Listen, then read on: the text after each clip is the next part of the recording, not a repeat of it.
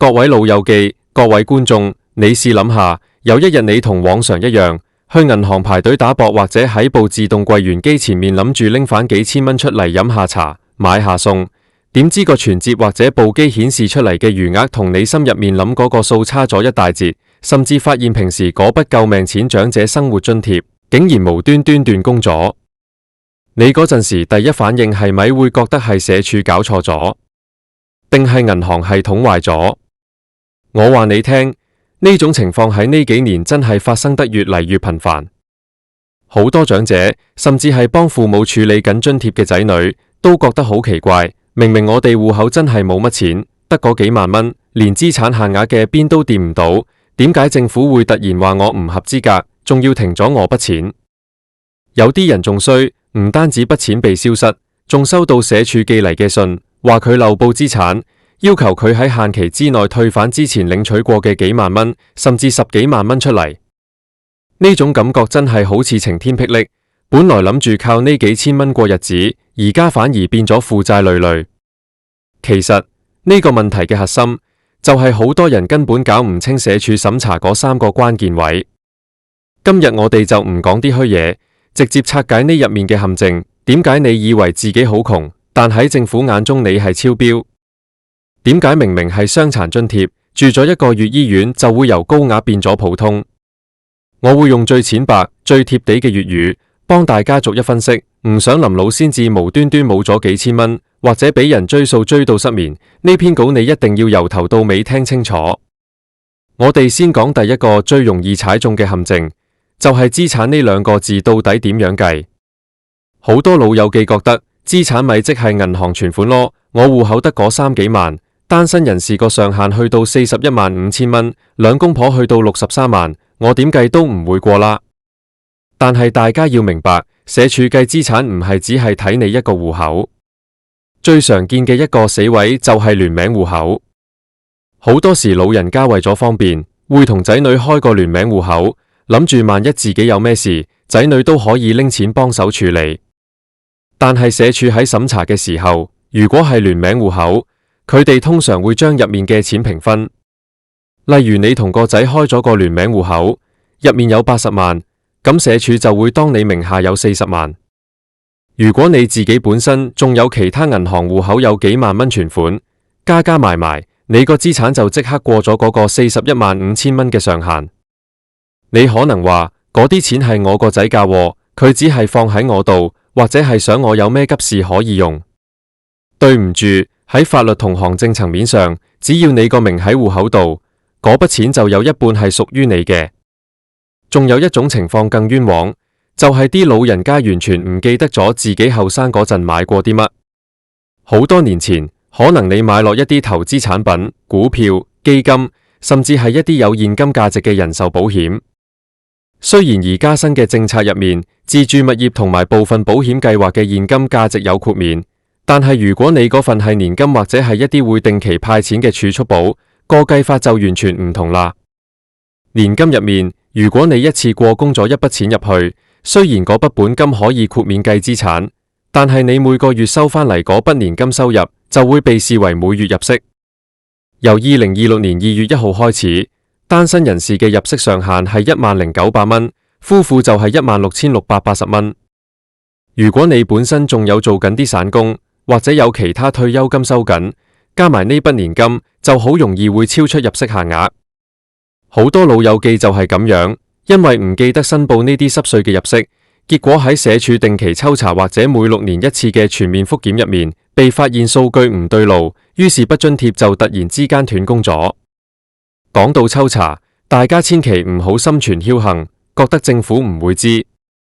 而家係大數據時代，社署同銀行，甚至同保險公司、房委會都有數據對接。有啲老友記諗住，我大陸有層樓啫，香港政府點會查到？我話你聽，而家粵港澳大灣區嘅資訊互通已經做緊，雖然未至於每一層樓都清清楚楚，但係如果你喺大陸有物業收緊租，或者有大筆銀行存款，一經舉報或者喺某些審查程序中露出馬腳，後果真係好嚴重。我之前聽過一個真實案例，有個阿伯喺香港住公屋，領取緊長者生活津貼，佢一直以為自己喺大陸嗰層收租樓係秘密，點知佢個仔喺大陸同人發生經濟糾紛，結果法院查封財產嘅時候，查到阿伯個名。呢個資訊最後點樣傳返嚟社署我哋唔知，但阿伯最後收到信，話佢漏報資產，唔單止要停發津貼，仲要追返過去5年領取過嘅20幾萬。阿伯當時真係喊都無眼淚，佢話：我層樓喺東莞價咋，值唔到幾多錢，我以為唔使報。但規矩就係規矩，所有喺香港、澳門、內地或者海外擁有的資產，包括土地同非自住物業，通通都要申報。好啦，我哋講完資產呢個大位，而家嚟講第二個關鍵位，亦都係最容易被忽略嘅居港規定。好多老友記領取長生津或者生果金之後，就諗住可以返鄉下長住，或者去外國幫仔女湊孫，1年半載先返嚟香港一次。大家要記住，公共福利金計劃下面嘅所有津貼，包括長者生活津貼、高齡津貼、生果金同埋傷殘津貼，都有一個離港寬限。如果你想領取全年度嘅津貼，你喺嗰個付款年度之內，必須要喺香港住夠最少60日。雖然個寬限期好長，可以去到305日，閏年就係306日，但係好多老友記一返去內地或者去外國，就住到唔記得咗返嚟，或者因為身體唔舒服、疫情或者其他突發情況，結果離港超過咗嗰個日數。只要你一過咗嗰個界線，社署個系統就會即刻亮紅燈。而且最重要嘅係，如果你係新申請嘅話，規定就更加嚴格。你要喺申請日期之前連續居港最少1年，而嗰1年內嚟港唔可以超過90日。好多老友記諗住返去大陸住2年，等到65歲先返嚟申請長生津，點知一落返嚟申請，社署職員一查你個出入境記錄，發現你過去1年大部分時間都唔喺香港，咁你個申請就即刻會被拒絕。我見過最無奈嘅情況係有位老人家因為患咗重病，要返去內地揾親戚照顧，結果住咗差唔多1年。佢本身領取緊每個月4345蚊嘅長生津，就係因為佢冇注意到個離港限期，結果筆錢停咗。佢返嚟香港之後想再申請返，點知又要重新由頭審查過，呢段真空期入面，佢真係1毫子都拎唔到。所以大家記住，如果你有需要長期離港，一定要去社會保障辦事處申報，或者揾社工諮詢清楚，睇下點樣可以喺符合規定的情況下保留住呢筆救命錢。講完資產同居港，第3個關鍵位，亦都係好多傷殘人士或者家屬最想知嘅，就係關於傷殘津貼嘅被消失或者縮水。喺香港，傷殘津貼分為普通傷殘津貼同埋高額傷殘津貼。由2026年2月起，普通係2140蚊，高額係4280蚊，兩者相差1倍。好多人申請到高額傷殘津貼之後，就以為可以一直領取，但係呢度有一個好嚴格嘅規定，就係關於入住政府資助院舍或醫院嘅條款。如果你領取緊高額傷殘津貼，但因為病情需要入住咗醫管局轄下嘅公立醫院，或者一啲受政府資助嘅安老院舍、殘疾人士院舍，超過29日，咁你份津貼就會由第29日開始，自動由高額降格為普通。好多家屬唔明白點解，佢哋會話：我屋企人雖然住院，但係佢仲係要用好多錢買醫療物資、買尿片，點解政府反而扣咗佢筆錢？政府嘅邏輯係，既然你已經入住咗受資助嘅醫療機構或院舍，你嘅日常照顧已經由政府或者相關機構承擔咗一部分，所以就唔再符合領取旨在支援日常照顧開支嘅高額津貼資格。更令人頭痛嘅係，好多老友記出院之後，完全唔記得去社署申報返，話俾人聽自己已經返咗屋企。結果個系統一直當你住緊院，每個月只係發放2140蚊俾你。甚至有啲極端例子，係社署職員去醫院複核嘅時候，發現受惠人已經離世或者長期住喺醫院，但家屬仲繼續領取高額津貼，咁就有機會涉及詐騙政府津貼，分分鐘要坐監。除咗住院之外，傷殘津貼仲有一個複核機制。社署會定期要求領取者提供由公立醫院醫生簽發嘅醫療評估報告。有啲老友記覺得自己個病係永久性嘅，例如截咗肢或者係嚴重智障，就以為唔使再複核。但係除非醫生喺報告度明確保證受惠人嘅殘疾情況係永久性，否則社署每隔1-2年就會要求你返去睇醫生攞新報告。如果你懶得去睇醫生，或者錯過咗遞交報告嘅限期，你筆錢就會突然間斷供。講到呢度，大家係咪覺得領取呢幾千蚊政府資助真係要步步為營？冇錯，因為呢啲都係公帑，政府嘅審查只會越來越嚴。我想同大家分享多一啲關於漏報嘅嚴重性。好多人以為漏報只係小事，最壞打算咪還返啲錢咯。但係大家要留意，如果社署認為你係蓄意隱瞞，佢哋係可以報警處理。近年已經有好幾個案例，係因為領取長生津嘅長者漏報咗名下嘅物業或者大額銀行存款，最後被控告欺詐罪。雖然法官好多時會考慮到老人家年紀大、身體唔好，或者係無心之失，最後可能只係判社會服務令或者罰款，但係個刑事記錄就會跟你一世，而且你以後想再申請政府其他福利，就會變得非常之困難，甚至會影響到你屋企人申請公屋或者其他社會資源。咁到底點樣可以安全咁領取呢啲津貼，又唔使驚呢？首先，第一件事就係要養成據實申報嘅習慣。你唔好諗住政府唔知，你要諗住政府乜都知。喺填寫申請表或者複核表嘅時候，一定要逐一檢查清楚自己名下所有銀行戶口、股票戶口、金條，甚至係擺喺屋企保險箱入面嘅現金。如果你同仔女有聯名戶口，最好就喺申請之前考慮下係咪要將啲錢轉返去仔女自己名下嘅獨立戶口。不過要留意，如果你喺申請前短時間內突然轉走大筆資產，社署職員可能會質疑你係蓄意轉移資產嚟騙取津貼，所以呢啲嘢一定要提前計劃，而且要合情合理。第二，善用政府嘅免計資產政策，例如我頭先提到嘅香港年金計劃。如果你手頭上有50-60萬現金，啱啱好過咗資產上限，你又唔想將筆錢散咗去，你可以考慮將一部分錢買入年金。根據現行規定，買年金嘅保費係可以獲全數豁免計算為資產。咁樣你個戶口存款少咗，資產就達標，同時你每個月仲多咗一筆穩定嘅年金收入。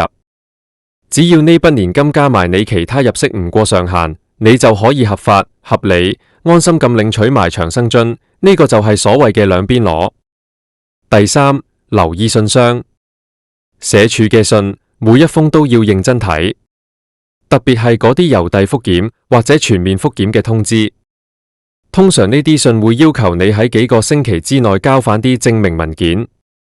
如果你因為去咗旅行或者搬咗屋收唔到信，冇回覆到社署，佢哋就會當你係自動放棄或者失去聯絡，然後即刻停止發放津貼。所以如果你改咗電話或者搬咗屋，一定要喺7日內通知社署。仲有一點好重要，就係關於入息嘅定義。除咗我哋平時講嘅糧、退休金、租金收入之外，如果你係做緊散工或者係一啲佣金制嘅工作，你每個月嘅收入可能都唔穩定。好似我頭先講嗰個案例，有個老友記佢係做社工督導，因為每個月收嘅酬金唔同，有啲月份高咗少少，佢冇主動上報，結果就被告欺詐。所以如果你個入息接近嗰個10,900蚊嘅邊緣，你每個月都要記低自己賺咗幾多錢，一旦發現過咗上限，就要主動通知社署，停發嗰個月或者嗰幾個月嘅津貼。咁樣做雖然麻煩，但總好過以後俾人話你存心欺騙。我成日都同身邊嘅老友記講，政府呢幾千蚊救命錢係俾有需要嘅人，我哋要攞就要攞得清清楚楚、堂堂正正。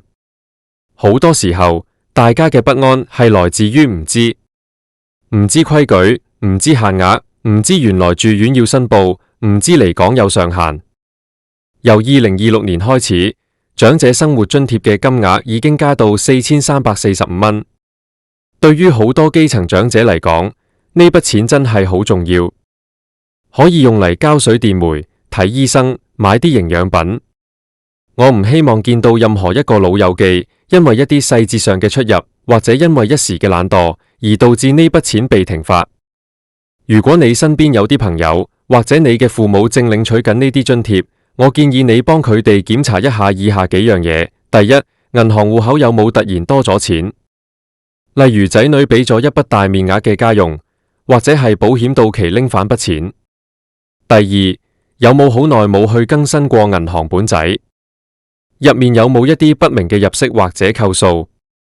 第三，今年內有冇返過內地或者去過外國，加埋一共嚟講咗幾多日。第四，如果係領取緊傷殘津貼，身體狀況有冇改善，或者有冇打算入住院舍。呢啲問題睇落好細碎，但每一件都係關乎你筆津貼會唔會突然消失嘅關鍵。最後，我想同大家講，如果你真係收到社署嘅信，話你唔合資格或者要追你錢，千萬唔好驚到唔敢回覆。你第一時間應該要做嘅係帶齊晒你嘅入息證明、資產證明，去你住嗰區嘅社會保障辦事處揾主任傾。如果你真係有無心之失，例如係唔記得報某個戶口，或者係唔清楚某項資產嘅計算方法，你老老實實解釋清楚，主任有時會根據實際情況睇下可唔可以豁免部分罰款，或者俾你分期還款。最緊要係唔好逃避，因為逃避只會令事情變得更嚴重。其實香港嘅社會保障制度已經算係好完善，只要我哋肯花少少時間去了解，呢啲政策係可以幫到我哋嘅退休生活過得更有尊嚴。唔好聽啲隔離鄰舍講啲唔清唔楚嘅傳言，話乜嘢報少啲唔會知，轉走啲錢就得。每個人嘅情況都唔同，最好嘅做法都係去社署官網睇清楚最新嘅數字，或者去辦事處攞份小冊子睇下。由2026年2月開始，單身人士資產上限415000蚊，入息上限10900蚊；夫婦資產上限63萬蚊，入息上限16680蚊。呢啲數字大家一定要記喺心入面。今日同大家分享咗咁多，希望真係可以幫到大家避開呢啲津貼陷阱。如果你覺得呢啲資訊對你有幫助，記得要同你身邊嘅老友記分享。我哋都係想大家老有所依，唔好為咗呢啲程序上嘅嘢而心煩氣躁。大家都要保重身體，特別係而家天氣轉變嘅時候，多啲留意自己嘅健康，亦都多啲留意自己個銀行戶口。呢幾千蚊救命錢，我哋一定要攞得安心，攞得放心。如果你仲有任何關於長生津、生果金或者傷殘津貼嘅具體問題，你可以隨時去問下區議員，或者去長者中心揾社工幫手，佢哋都係好專業嘅。